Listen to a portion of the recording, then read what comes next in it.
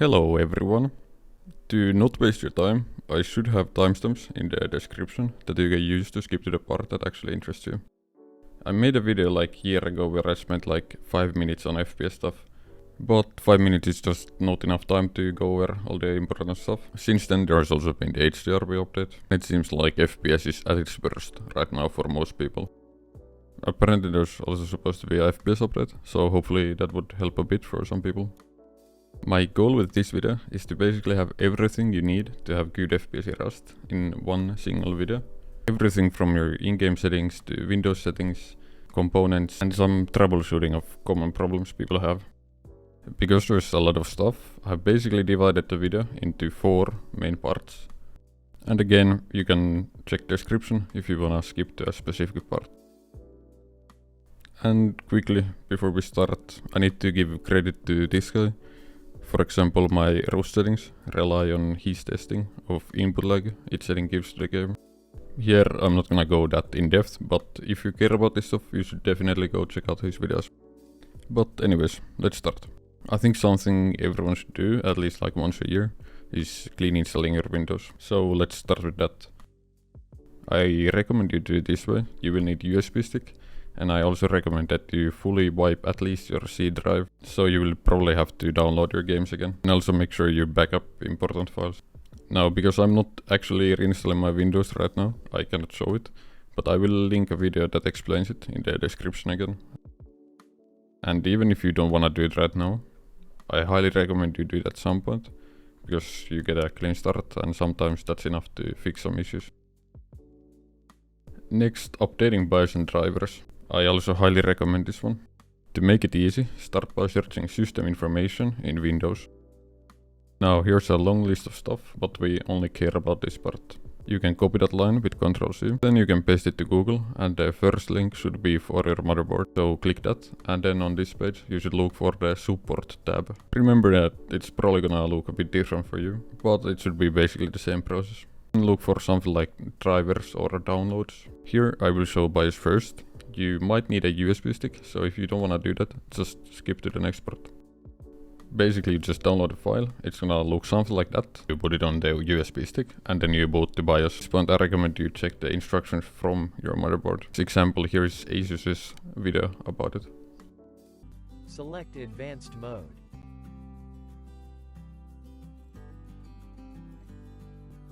Select Tool. Select Asus EZ Flash 3 Utility.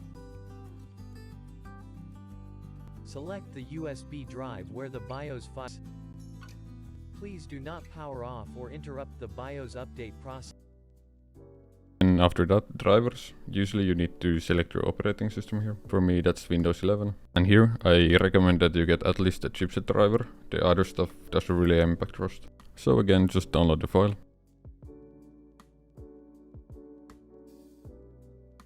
Then extract it.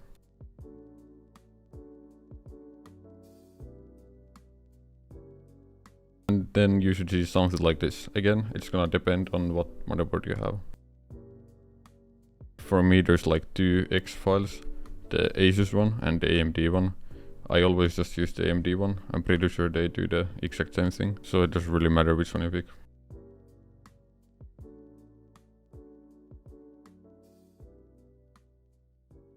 For some reason mine is in Finnish, but when you get to this part, just select them all and click install. And next, Nvidia drivers. I know that most people update automatically through GeForce Experience, but I still prefer doing it this way, because you can get a clean install. So start by searching Nvidia drivers, then click on the first link again. Then here select your card, for me it autofills it. Then click search and then download.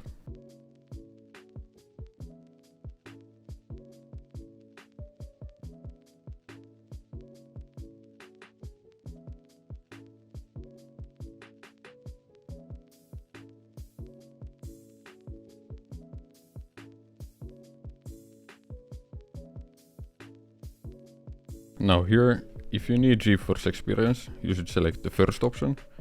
Personally, I use OBS to record and I don't use game filter, so I will select the second option.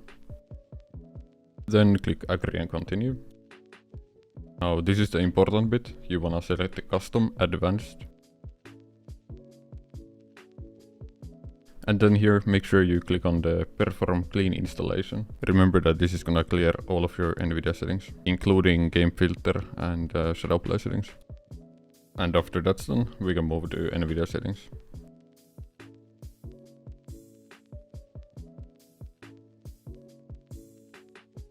So start by opening your Nvidia control panel. Then go to manage 3D settings. Here you can basically copy what I'm doing.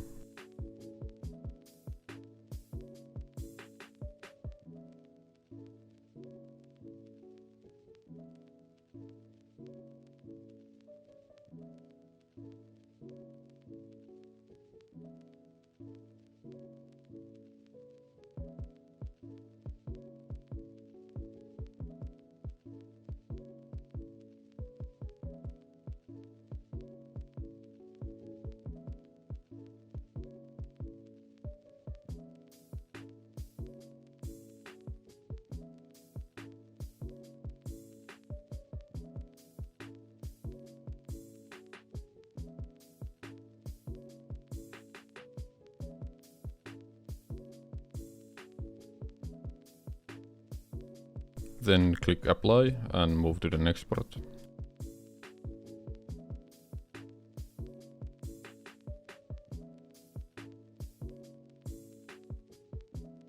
Here, make sure that the refresh rate is correct. It's surprisingly common that people forget it.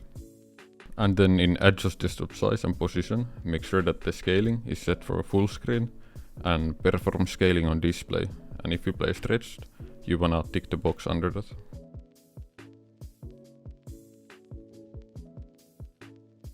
Next, search for View Advanced System Settings.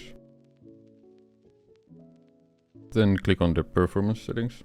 If you want to, you can copy my settings, or then you can test out your own. After that, open Task Manager. And then go to the Performance tab. And then open the tab for CPU. If you wanna see the per core graph, you can change this setting here. But the important part here is to look at this part here and compare the amount of cores to the logical processors. And if the amount of logical processors is twice the amount of cores, you have hyper-threading enabled. For some games and like rendering, you might wanna have it on, but Rust really doesn't like it. So I recommend that you turn it off. And to do that you will need to go to BIOS. For Intel it's called Hyper-Threading and for AMD it's called SMT. And then after that go to the memory tab and check your speed. And if the speed here is not what your RAM speed is supposed to be, you might have your XMP profile off. And again you will have to go to BIOS to change that. XMP profile is usually very easy to find. For me it looks something like that. Next, in-game settings. I recommend that you load into any server. I'm doing this on my own private server, but basically any vanilla server will do. Then go to like Bandit Camp or Outpost, somewhere where your FPS is kinda low. Then I recommend you copy these settings to get a baseline result. The idea behind this is to basically make sure you are CPU bound and see what is the max FPS you can get. And then work our way up from there to find your optimal settings.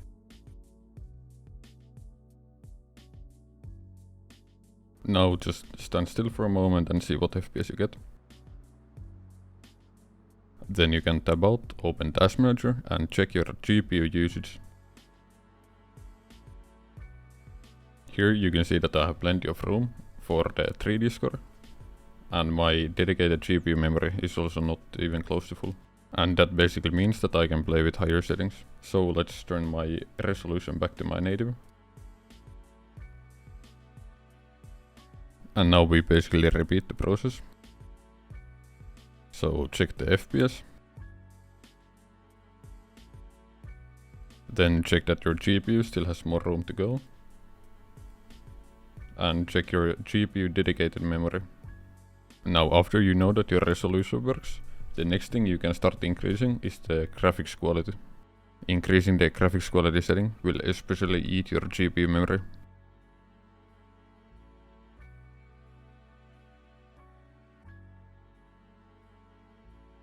And again, same process, check the GPU usage.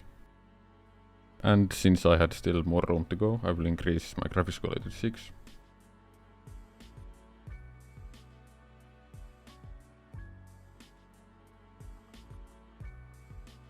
And again the same thing. Now you can see that I'm almost maxed out on my GPU memory, but it's still enough room that I can play with these settings. Now the only other thing I would touch here is shader level, and throw distance, it's optional, it will take your FPS, but I know that a lot of people like it, so maybe have it at max like 1.5k. And I recommend you have max 3 meshes of 100, and object quality and tree quality, again they're optional, they will take a bit of FPS, especially if you're in a forest with like a lot of shadows or something. So if you just wanna make sure that you get the best FPS, don't have those on. And here you can see that I have almost the same FPS as at the start. Then in image effects, I recommend you don't have the anti-aliasing on the TSSAA. It adds a lot of input lag and makes stuff like blurry when you move.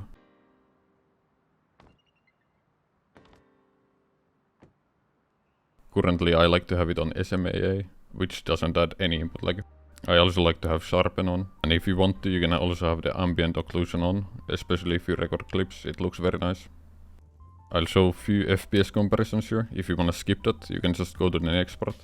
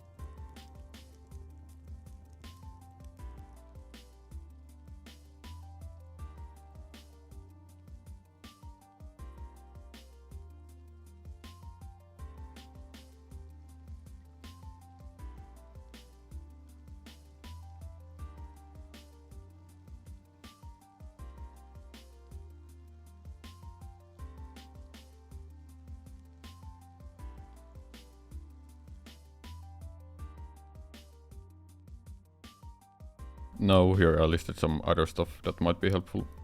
These are the launch options I use. Then make sure you don't have any useless startup apps. Switch your power plan to the high performance or your custom one. In Windows settings, game mode should be on. Now Xbox game bar, I recommend you have it off, but for some people who use some crosshair app, I don't remember which one, it won't work if you have it off, so you need to have it on. And just look through your installed apps and uninstall stuff that you don't need. In apps and offline maps, you can turn the automatic map updates off. Then overlays, these are kinda important. A lot of people like to have their Discord and game filter overlays on. But basically all of those might take a bit of your FPS away, especially the game filter. So if you don't need like the Discord overlay, I recommend you turn it off. Script overlay, and the worst one is the game filter. With game filter, especially if you stack a lot of effects on top of each other, you're gonna notice a big hit in your input lag and FPS. So to get good visibility, I recommend that you first do everything you can with your monitor settings and then move to like Nvidia control panel, and only after that, if you still need something, then use the Nvidia game filters. Next, troubleshooting. Now if you feel like you're getting just like low FPS, or you think you should be getting a better FPS, what I recommend doing is to start by doing a benchmark. I like to do user benchmark. It's super easy. Basically just go here, download the file, and then run it. Now look, I know that one of you already reported me for misinformation as soon as you heard me saying user benchmark. But don't worry, we're not gonna use the CPU ratings, and this is, in my opinion, the easiest. If there's a better one out there, leave it in the comments or something. But for what we are doing right now, I think this is good enough. Now once it's downloaded, just open it and then click run here.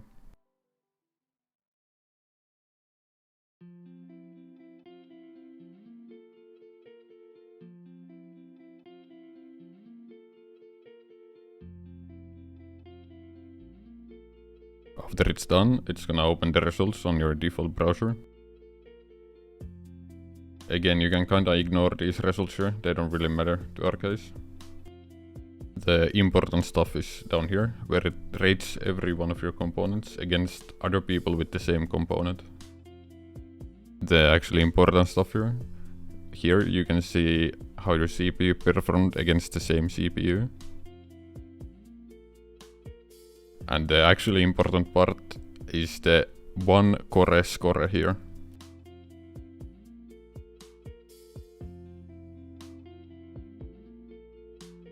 Here it shows that my GPU has a problem, but I think it's because I'm recording, so I will just ignore that. The other stuff you wanna check out is the system drive, and then your memory.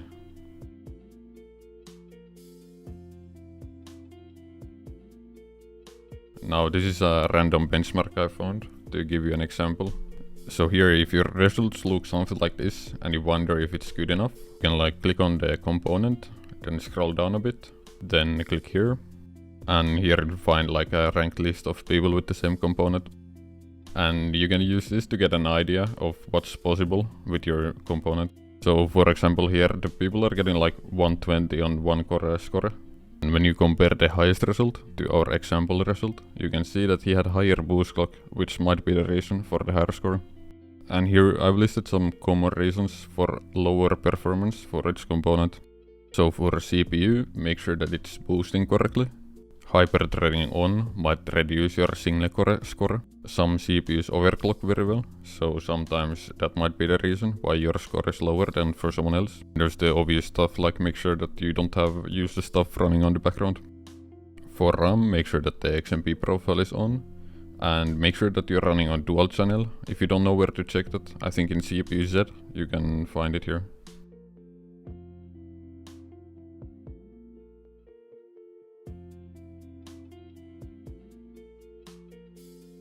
For SSD, make sure that there's like a bit of free space. If your SSD has a low score, honestly you might just be best off buying a new one. For GPU, make sure that you're running on new drivers. Then make sure that you're not hitting power or temp limits, and make sure that it's boosting correctly. Sometimes you might also be able to overclock it a bit.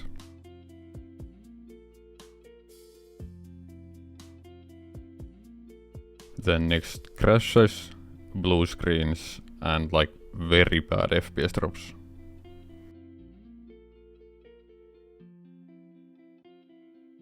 So if you're getting blue screens, start with do like a stress test for your CPU. I recommend like OCCT or whichever you prefer.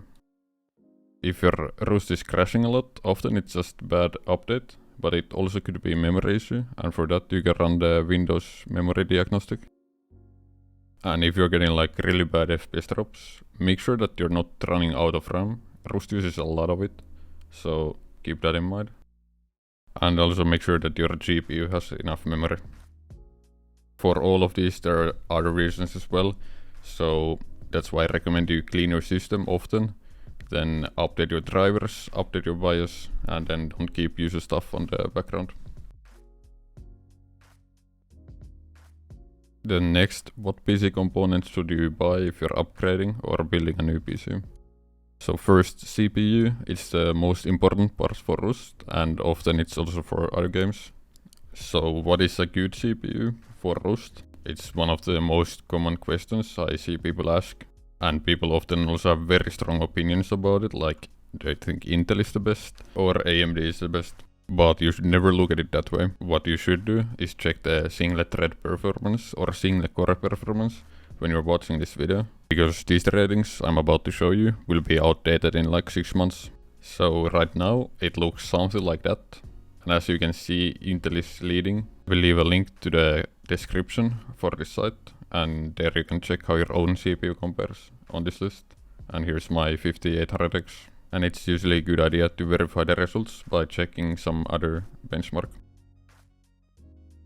So right now, the best CPU for Rust seems to be the 12900KS. AMD also just released a new CPU, but I don't think it's faster for Rust. Also, usually the cheaper CPUs from the same lineup are not that much slower for single core performance, so you might get a way better deal buying one of the cheaper ones. So which one should you get for Rust? First, look at the single core performance, then look at the price, and remember you might have to like upgrade your motherboard or stuff like that. And then think if you have some other uses. So if you like to edit videos, you might need like more cores or stuff. So keep that in mind. GPU, luckily for Rust, GPU is not really that important. I like to think of it as you're buying CPU for your FPS and you're buying GPU for your graphics. Because even without a good GPU, you can always just go lower res and get good FPS that way. Or you can make your game look like this and get good FPS that way. Then next, RAM. RAM is again very important for Rust because it impacts the CPU performance. And Rust likes to use a lot of it. Right now, I recommend you go for at least 16 gigs of RAM and 32 if you wanna be safe. But more than that is not worth it for Rust. And speed and latency are important for FPS, so when you see a memory kit in shop, the stuff you should look at is these two numbers here. You can use this formula to get the real latency of the memory kit you're looking at, but usually that's not needed. These are like some of the common DDR4 speeds, the first one being the slowest and last one being the fastest. But honestly, just buy one of these, you'll be fine. Then DDR5, it's a bit faster than DDR4, but I don't think you will notice the difference in Rust. And to find a good DDR5 memory kit, look for something that's expensive, has a lot of RGB lights and a big number, and lastly some other stuff. SSD is important for your loading time. I recommend you get M.2 SSD, and the Samsung 970 or 980 are both good. Then for CPU cooler, Noctua is usually good, but whatever, choose what you like. For motherboard, choose something that's not too expensive and not too cheap. Usually Asus is good, and MSI and Gigabyte are like decent. If you're buying a new CPU, it's usually a good idea to Google the CPU name and the cooler name you have, and some nice people on Reddit will tell you if it's good enough for that CPU. And last, overclocking. Whether you should or should not overclock depends basically on what components you have. So some CPUs clock way better than others. For example, like the Intel 9900K was very good for overclocking. You will just basically have to figure out yourself if overclocking your CPU would even benefit for Rust. So as example, this is just some random benchmark I found. You can see that the precision boost overdrive is not really beneficial for the single core performance. So for Rust, overclocking AMD is usually kind of pointless. Overclocking your GPU is way easier, but for Rust, I don't think you will see any benefit in doing that unless you have like 4K monitor or something. And for RAM, it's just important you're running on the XMP profile. Manually tweaking it beyond that, I don't think you will see any improvement in Rust FPS. But anyways, if you made it this far, thanks for watching. If you have any questions, I try to answer people in comments. You can also join my Discord server, which I will link in the description. And you can ask me questions there, or you can DM me on Discord and I will try to answer if I have time.